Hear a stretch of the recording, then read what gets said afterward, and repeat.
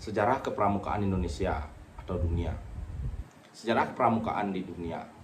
Sejarah pramuka di dunia pertama kali dimulai saat Baden-Powell menuliskan pengalamannya dalam buku Scouting for Boys pada tahun 1908. Buku tersebut dibuat untuk panduan acara perkemahan yang dirintisnya pada tahun itu. Buku ini sangat laris bahkan di luar Inggris, sehingga mulai bermunculan organisasi-organisasi pramuka yang ditujukan kepada anak laki-laki saja. Pada tahun 1912, Baden-Powell bersama adik perempuan Agnes mendirikan organisasi pramuka untuk wanita bernama Girls Guide.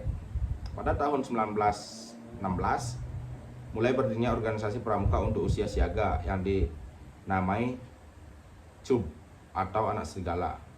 Pada tahun 1918, kemudian berdiri organisasi Rover Scout yang ditujukan untuk kelompok berusia 17 tahun. Baden-Powell kembali mempublikasikan bukunya Rovering to Success pada tahun 1922 yang berbicara tentang seorang pemuda yang mendayung perahu sampahnya menuju pantai kebahagiaan. Tepatnya pada tanggal 30 Juli sampai 8 Agustus 1920 di Olympus Hall, London, kegiatan Jamboree dunia pertama kali diadakan dan diikuti sebanyak 800 peserta dari 34 negara. Dalam kegiatan tersebut, pada akhirnya Baden-Powell dinobatkan sebagai Bapak Pandu Sedunia. Dan ada sejarah kepramukaan di Indonesia.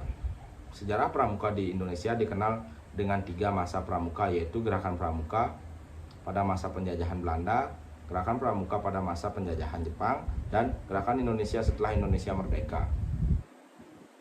Pertama, Gerakan Pramuka pada masa penjajahan Belanda di Indonesia bernama Nederland Indisch Padvinders Vereniging atau NIPV, atau dalam bahasa Indonesia dikenal Persatuan Pandu-Pandu Hindia Belanda.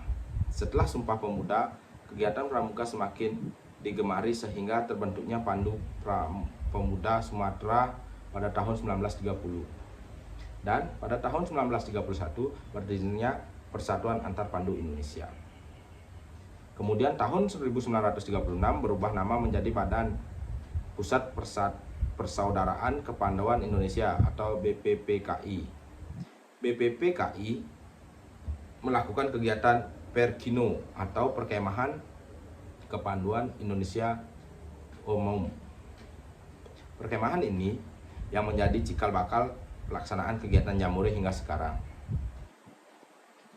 Pada saat penjajahan Jepang, gerakan pramuka masih berjalan dan masih bisa bertahan. Namun saat Jepang menyerang kepada Belanda, banyak tokoh kepanduan Indonesia yang tertarik masuk ke Bondan, Peta, dan Seinendan.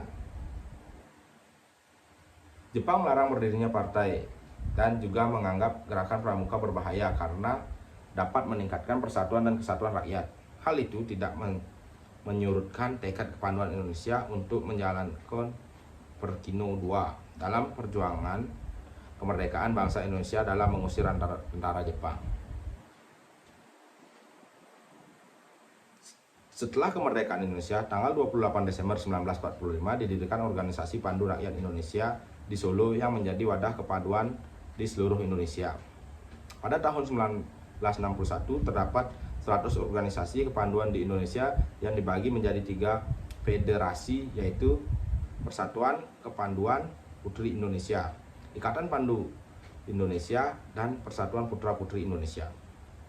Pada tanggal 14 Agustus 1961, gerakan pramuka diperkenalkan secara resmi kepada seluruh masyarakat sehingga pada hari itu diperingati sebagai Hari Pramuka setiap tanggal 14 Agustus.